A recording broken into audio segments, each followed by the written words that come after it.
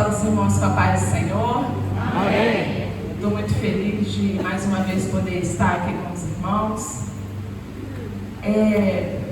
Eu orava ao Senhor pedindo uma direção por este dia, por essa palavra. E o Senhor, Ele me trouxe a palavra de Ezequiel. E o Senhor palestrou no meu coração a respeito do poder da voz profética. Que Deus, Ele abre os caminhos são abertos. Só que o Senhor nos fará andar em caminhos que vai ser necessário a gente exercer o poder da voz profética. E é sobre isso que eu quero falar aqui essa noite. É sobre isso que Deus quer palestrar conosco. Só que eu chamei ajuda. Eu pedi ajuda. Quero convidar a minha pastora, minha irmã, minha companheira Raquel. Uma salva de palmas ao Senhor pela vida da nossa pastora. Deus já usou muito aqui neste altar hoje e vai continuar usando para a glória dele. Aleluia. Convido os irmãos a abrir o livro de Ezequiel, capítulo 37, versículo 10. E meus irmãos, acho que eu vou beber uns 10 litros d'água aqui. Seco de tudo. Obrigada.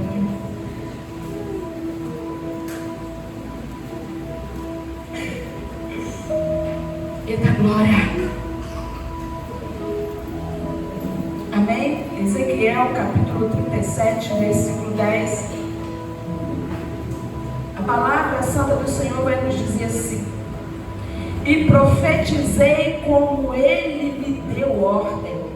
Então o Espírito entrou neles e viveram e se puseram em pé, um exército grande em extremo.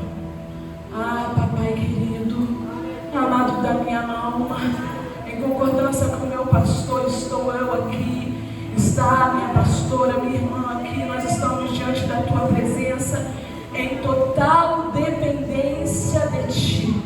Ah, Senhor, nós estamos diante do teu povo. O teu povo saiu da tua casa, veio na tua casa para te cultuar e para ouvir uma palavra tua. Os teus filhos precisam ouvir, Pai. Os teus filhos precisam ser direcionados, os teus filhos precisam ser ensinados. Há poder na tua palavra, há eficácia na tua palavra. Há aqui um povo da palavra que mante de cacega. Então tudo que te pedimos nesse instante, Pai, é fala conosco, fala conosco, fala com cada alma aqui presente, fala com cada espírito aqui presente. Fala, Senhor, e tudo aquilo que não provém de ti, todo espírito que não provém de ti, todo entulho que está aprisionando corações de receber a semente da tua palavra, todo espírito que não louva o teu nome, nós damos uma ordem para ele agora: se retire. Eu te digo, se retire da vida da minha irmã, se retire da vida do meu irmão, se retire dessa família, se retire, porque eles vieram até aqui para receber do Senhor e eles vão receber a semente, a palavra viva e eficaz vai ter efeito sobre a vida dele, sobre o ministério dele, no ministério dela. Ah, Senhor, isso não é apenas um culto, não é só um domingo, não. É um povo que está diante de ti clamando: fale, Senhor, faça como te apraz aqui, toma a direção. Nós dependemos de ti, é por isso que clamamos no nome santo de Jesus. Amém, amém. A igreja pode se assentar. Glória ao teu nome, Jesus. Ezequiel é um homem que estava em Jerusalém. Ele é filho de Buzi. Buzi é um sacerdote da tribo de Levi. Aqui entendemos e compreendemos que Ezequiel é um homem que cresce sendo preparado para ser um sacerdote. Ezequiel cresceu com a expectativa e recebendo todo o conhecimento e instrução do pai para exercer o ministério no templo, para ser um sacerdote. Ezequiel tem o preparo psicológico psicológico, emocional, para lidar com fatos, problemas, circunstâncias, situações dentro do templo. Chegada de homens e mulheres que poderiam estar com feridas, porque o sacerdote vai ver se aquilo é lepra, se ele pode voltar a viver na sociedade ou se ele tem que ficar isolado. O sacerdote, ele tem que receber um animal, olhar para ver se aquele animal tem alguma deficiência, se ele é perfeito e pode ir para o altar ser sacrificado. O sacerdote, ele tem todo um preparo durante muito tempo para exercer aquilo que lhe é confiado. Mas Ezequiel, quando faz 25 anos, é surpreendido, é pego e é levado em cativeiro para a Babilônia. Ezequiel está em exílio. E a palavra do Senhor vai dizer que quando ele faz 30 anos, no ano 30, o tempo e a idade em que um homem é consagrado a exercer o seu ministério. É neste tempo, quando Ezequiel se encontra no rio Quebar. É neste tempo, um tempo que penso eu me colocando no lugar de Ezequiel. Poxa, se eu estivesse em Jerusalém, se eu estivesse no templo, eu estaria servindo ao meu Senhor. Eu estaria exercendo tudo aquilo que eu me preparei, tudo aquilo que eu me capacitei, tudo aquilo que eu sonhei viver. Foi roubado de mim. Não foi roubado de mim só estar entre o meu povo, no povo, não. Foi roubado de mim o direito de exercer o ministério, o direito, aquilo que eu sonhava, que era o quê? Servir. Servir na casa. Mas não, eu não estou fazendo aquilo que eu me preparei, aquilo que eu sonhei para viver. Olha onde estou. Estou eu aqui no rio Quebar, lamentando. Ezequiel não esperava. Ezequiel não planejou e nem desejou estar no rio Quebar, na Babilônia, ser exilado. E quantas das vezes, meus irmãos, assim nos encontramos. Criamos expectativas, criamos planos, sonhos, desejos para a nossa vida. O desejo de servir ao Senhor. O desejo de viajar, como o nosso pastor que falou, como é nobre. O desejo de viajar e levar a palavra do Senhor às nações. Não tem nada de errado nisso. Ezequiel simplesmente desejava em seu coração em servir. Mas até isso é tirado. Acontece o mesmo conosco. A frustração de não viver aquilo que se dedicou a viver. Não realizar um sonho que planejou, que almejou e que se viu conquistando. Ezequiel está no rio Quebar. E não vive aquilo que ele achou que viveria. Aleluia. Glória ao teu nome, Jesus. E nesse momento em que ele está no rio Quebar, Deus se apresenta em voz profética a Ezequiel, que vai dizer: e disse-lhe, filho do homem, põe-te em pé e falarei contigo. Deixa eu te lembrar algo. Assim como a diaconisa Lorena disse que muitas das vezes nós fazemos planos para as nossas vidas. Isso é normal. Nós precisamos realmente fazer vários planos. Nós precisamos estar com os nossos planos alinhados aos planos do céu. Mas nós também precisamos estar dispostos a viver aquilo que o Espírito Santo requer de nós. Nesse momento, um pouco atrás do que eu li, no capítulo 1, no verso 28, vai dizer: como o aspecto do arco que aparece na nuvem no dia da chuva, assim era o aspecto do resplendor em redor. Este era o aspecto da semelhança da glória do Senhor. E vendo isso, caí sobre o meu rosto e ouvi a voz que falava. O que a palavra está nos dizendo aqui é que Ezequiel, ele reconheceu que ele não era nada. Espera, pastor. Mas ele tinha todo o preparo, ele era estudado. Ele havia se formado, né? Ele tinha sido preparado para ser sacerdote. Apesar de estar no exílio, ele passou anos estudando, porque para ser sacerdote, né, missionário Ivan, tinha que estudar, tinha que ter conhecimento. A diaconisa Lorena acabou de dizer aqui, precisava saber o que estava fazendo.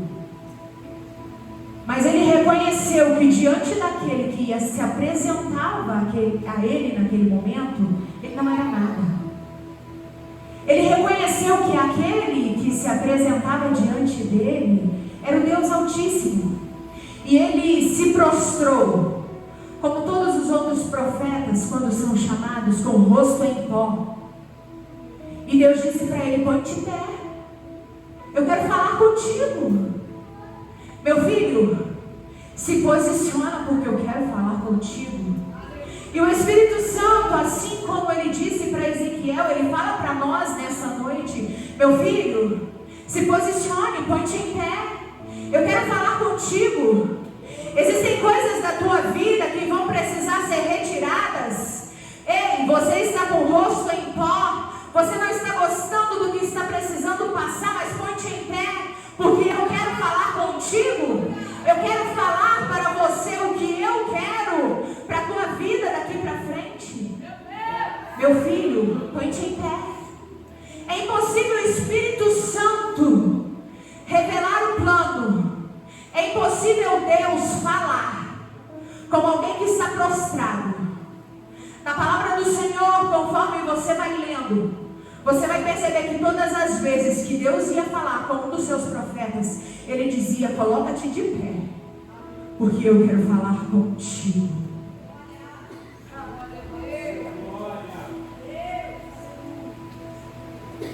Deus vai vir numa carruagem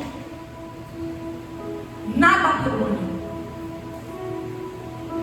Entenda que o próprio Deus vem dentro da circunstância onde você está para falar com você. Independente do que você esteja passando ou como você esteja se sentindo.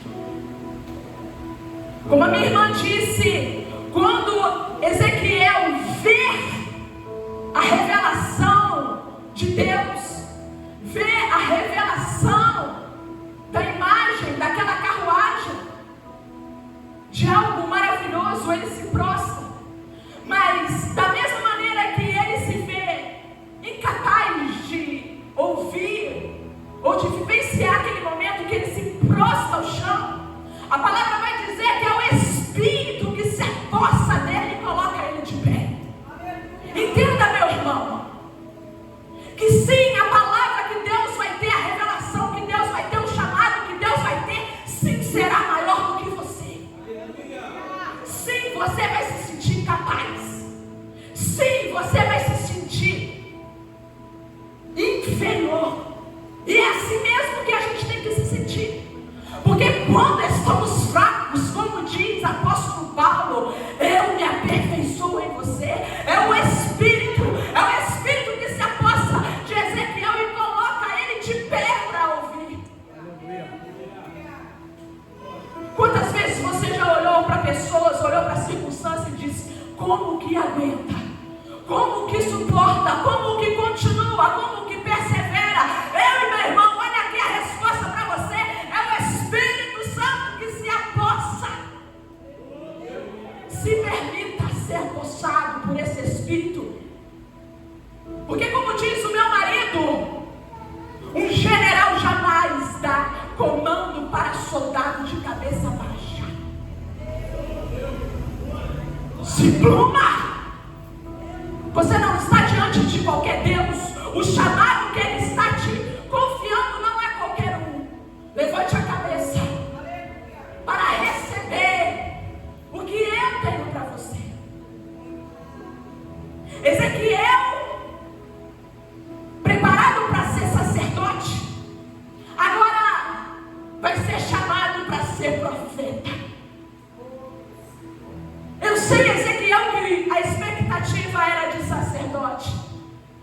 Mas escute aqui. O que eu tenho para você é sobre ser profeta. É sobre pregar para um povo de coração duro que não quer ouvir. É sobre você viver diante dele para que eles olhem para você e sintam aquilo que eu sinto quando estou diante deles.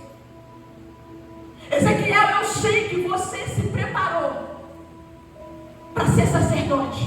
Mas entenda, Ezequiel, que diante de mim, aqueles que me buscam e desejam me servir, mesmo quando está no rio Quebá, achando que não adiantou, que não valeu a pena suportar, aprender, a entender, nada passa despercebido diante da minha presença. Nada fica perdido. Não, Ezequiel, se levante, porque há ainda um chamado para você. Não é o chamado que você esperava, não é o chamado que você desejava, mas é um chamado de profeta. Levanta, Ezequiel. E o que é necessário, minha irmã, para ser um profeta? Um profeta que tem poder, ousadia, autoridade quando profetiza. Aonde mora o poder da voz profética? Porque o próprio Deus pega com a sua mão Ezequiel lá em Jerusalém e leva ele para exílio na Babilônia. Mas se revela para ele. Agora diz que ele vai ter que ser profeta. E existe muito pouco tempo para ele se preparar para ser profeta. O que um profeta tem que fazer? Fala para mim, irmão, o que um profeta tem que fazer? O profeta, ele precisa ter no seu DNA a palavra do Senhor. Ele precisa viver com intensidade. Ele não precisa só conhecer, mas ele precisa ter pulsando nas suas veias. E ele precisa ter na sua identidade a verdadeira palavra do Senhor. E é o que acontece, minha irmã, no capítulo 3. Quando Deus se revela ao profeta Ezequiel, trazendo a ele um rolo. E ele apresenta a ele o rolo e diz para ele: coma,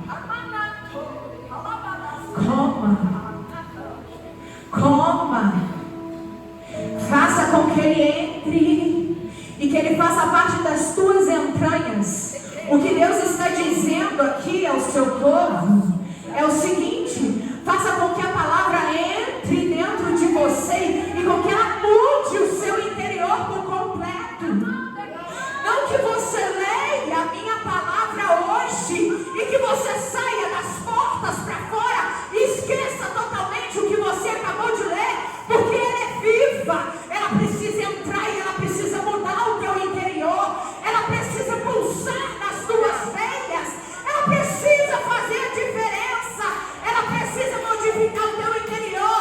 O meu amor precisa estar dentro de você, a minha identidade precisa fluir dentro de ti. Agora a gente vê a própria mão do Deus pegando no rolo e dando para Ezequiel: coma. E ele vai comer, ele vai obedecer. E o que eu acho lindo, que é algo que eu não me canso de falar, que Ezequiel vai sentir prazer, minha irmã. Prazer. Você sabe por quê? Porque ele vai dizer: eu comi do rolo e ela era doce como mel. Você sabe o que é isso? Isso é o que o salmista vai dizer no Salmo 1. Né, mulheres? Antes tem o seu prazer na lei do Senhor, e na sua lei medita de dia e de noite, pois será como a árvore plantada junto a ribeiros de água, e tudo quanto fizer prosperará. Aqui está o segredo do poder da voz profética. Entenda. Prazer.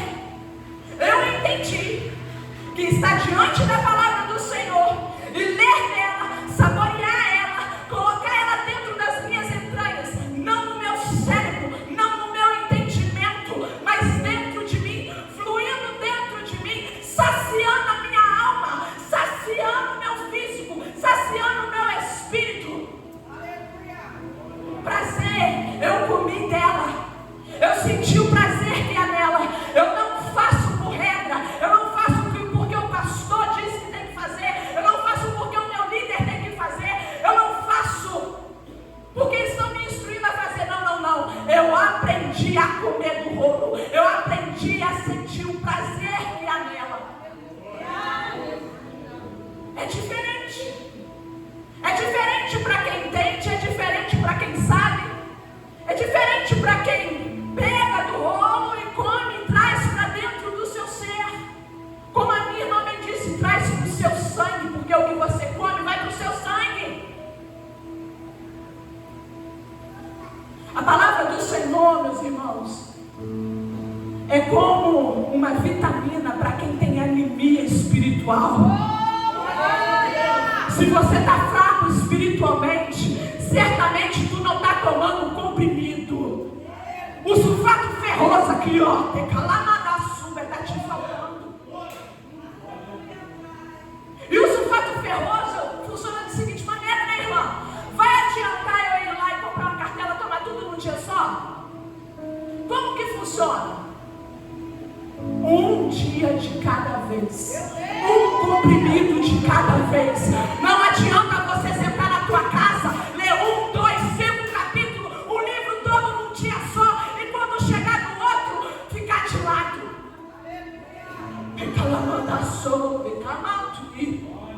Não adianta você ter diploma teólogo, estudar 2 anos, 3 anos, 5 anos, formar na melhor faculdade, e quando passar do tempo, você deixar ela de lado, porque não é sobre o que você entende e sobre o que você aprendeu sobre ser sacerdote, Ezequiel. Entenda que há prazer na minha lei, há prazer na minha palavra. Ela te fortifica, ela te capacita. Você sabe por quê? Porque pessoas que conhecem a palavra e que profetizam, mas não são coerentes a ela, não tem autoridade alguma.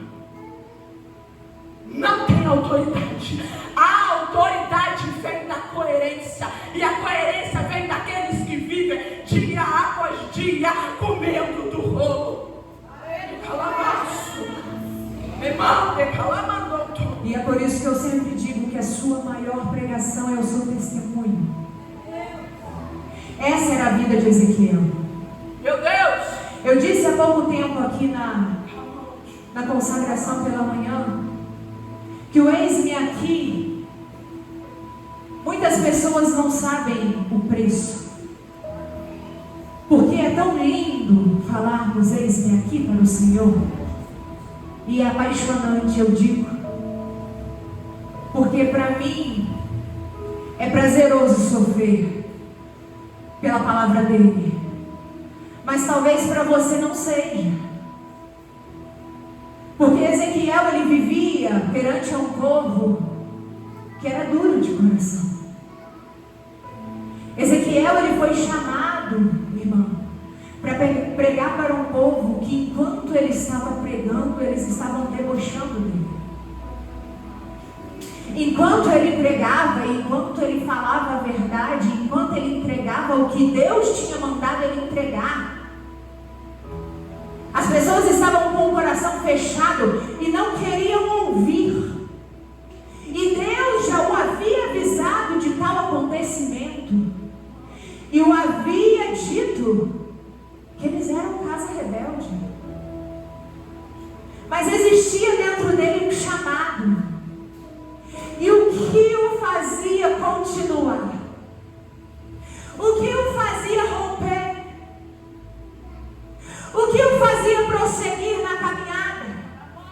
O que o fazia prosseguir ao alvo e não parar, e não olhar para trás, e não olhar para o cenário, e não olhar para a circunstância? O DNA que havia entrado.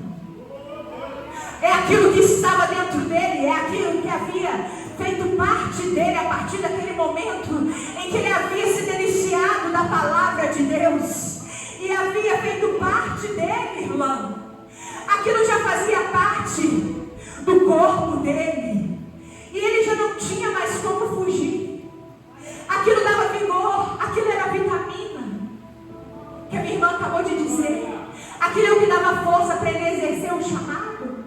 Pensa que foi fácil para Ezequiel, não foi? Ele passou por muitas coisas para chegar até aqui, para cumprir o chamado dele. Muitas coisas, muitas. A vida dele precisou ser um verdadeiro exemplo. Sabe por quê? A própria palavra vai dizer. Porque quando o povo não queria ouvir a voz de Ezequiel, Deus fez da vida de Ezequiel um exemplo, para que o povo olhasse e visse o que aconteceria, para que o povo soubesse que ainda existia um Deus e que ainda existia profeta. E por isso Ezequiel se colocou na brecha e foi obediente à palavra. E naquele momento em que já foi citado, ele se colocou de pé. Ele comeu no rolo e ele insistiu e caminhou até naquele momento para cumprir o propósito que Deus havia estabelecido sobre a vida dele. E agora a gente vai entender o poder da voz profética em ação. Aleluia. Porque a mesma mão que tira Ezequiel de Israel, traz ele, Israel não, Jerusalém, desculpa, tira ele de Jerusalém, traz ele para exílio, para Babilônia. É a mesma mão que capacita ele, dá para ele o rolo, ele come. Agora a gente vai ver no capítulo 37 essa mesma mão pegando Ezequiel e trazendo ele para andar, caminhar em volta de um vale de ossos sequíssimos. É assim que Deus faz com aqueles que Ele chama. Nos faz em alguns momentos caminhar em ambientes que não queremos, que não desejamos. Nos faz caminhar e andar ao redor de caminhos e cenários de luto, de dor, de cenários que a gente olha e acha não tem mais jeito, não tem solução, não há o que ser feito neste ambiente. Mas Deus nos leva, porque é nesses ambientes que Deus vai mostrar para mim e para você quem Ele é. É nesses ambientes que Deus vai revelar e vai mostrar o poder da voz profética. É nesses ambientes. Porque Deus vai perguntar, qual que é a pergunta, minha irmã, que Deus vai fazer para Ezequiel? Pode esses ossos reviver? Eu estou te perguntando, eu te trouxe para caminhar aqui, eu te trouxe para viver aqui, eu estou te perguntando, pode este cenário mudar? Senhor, Tu sabes. Ezequiel reconhece que Deus sabe de todas as coisas. E Ezequiel, ele vai declarar para o Senhor: Senhor, é o Senhor quem sabe. Quantas vezes estamos em ambiente que a gente não sabe aonde está a solução, a gente não sabe qual o caminho andar, onde andar, como andar, mas a gente declara como faz Ezequiel: Senhor, eu não sei, mas Tu sabes. Tu sabes.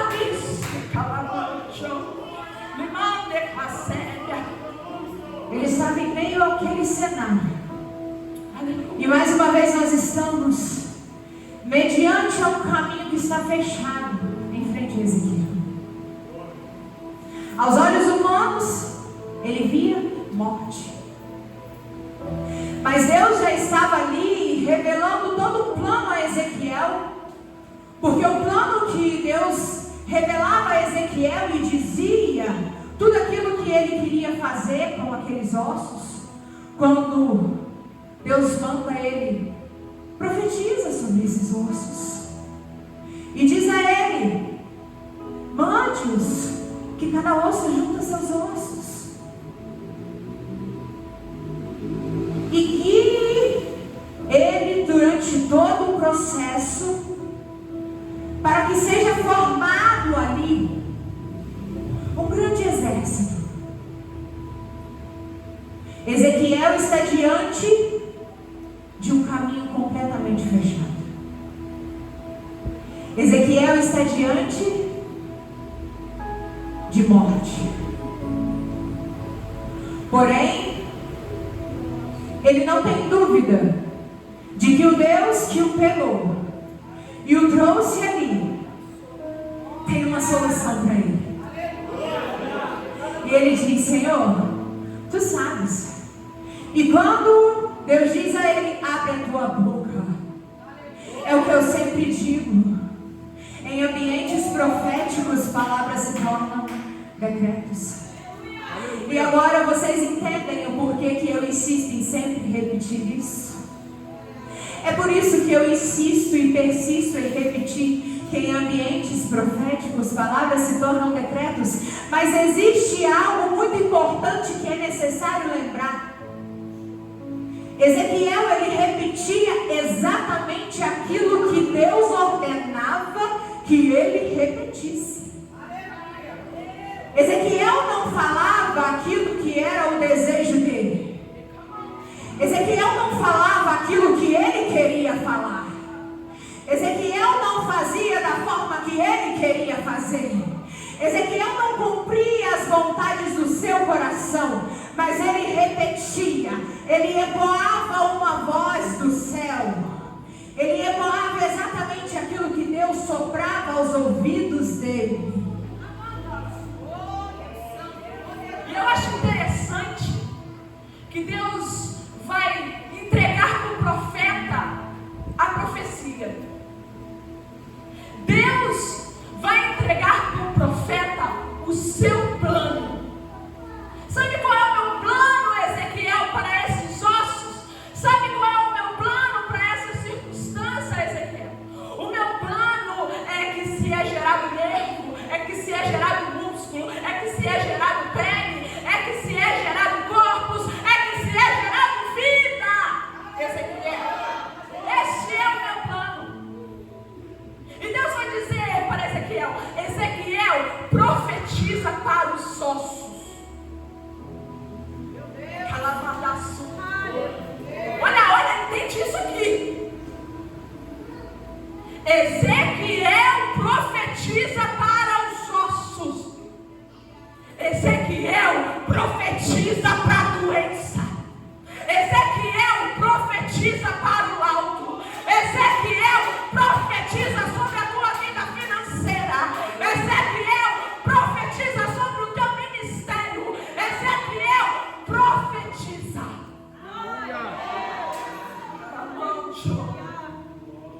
A palavra do profeta tem destino. O que tem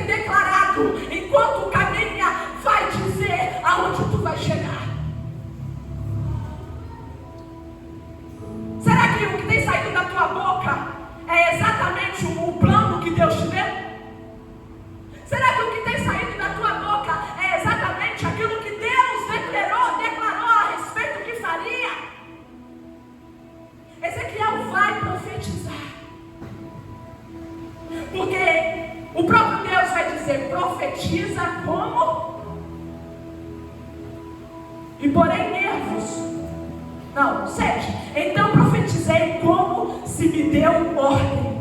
E houve um ruído enquanto eu profetizava. Irmã, tem barulho enquanto profetiza? Fala para mim. Enquanto profetiza tem barulho. Enquanto profetiza vem vento. Enquanto profetiza as circunstâncias mudam, minha irmã. As circunstâncias mudam. Enquanto a gente profetiza, o ambiente muda, minha irmã. O cenário muda, minha irmã. E o que mudou? O que os ossos viraram, minha irmã? Os ossos viraram corpos. Viraram corpos. Mas qual era o plano do Senhor? Era corpos, minha irmã. Era gente morta, minha irmã. Não, o plano do Senhor era vida. O plano do Senhor era um exército. O plano do Senhor era vida. Mas só que Ezequiel parou de profetizar. Ezequiel parou para reparar o ambiente.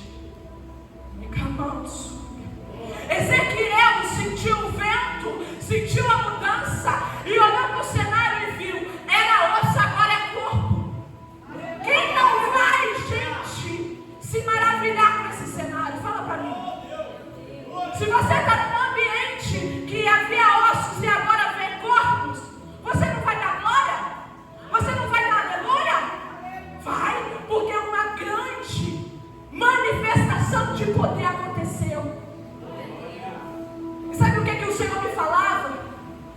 Tem muita gente que não viveu os meus planos ainda, porque parou de orar quando ouviu corpos. Tem muita gente ainda não vivendo a excelência do que eu desejei, porque quando parou e olhou e viu muitos corpos, se admirou. Mas Deus está chamando a igreja agora, está dizendo: volte a profetizar, Ezequiel, porque o meu plano não é para ter corpos. Não. Volte para o quarto de guerra, Ezequiel. Irmão, tu irás subir. Volta, Ezequiel, acordar de madrugada, ajoelhar às 3 e me buscar.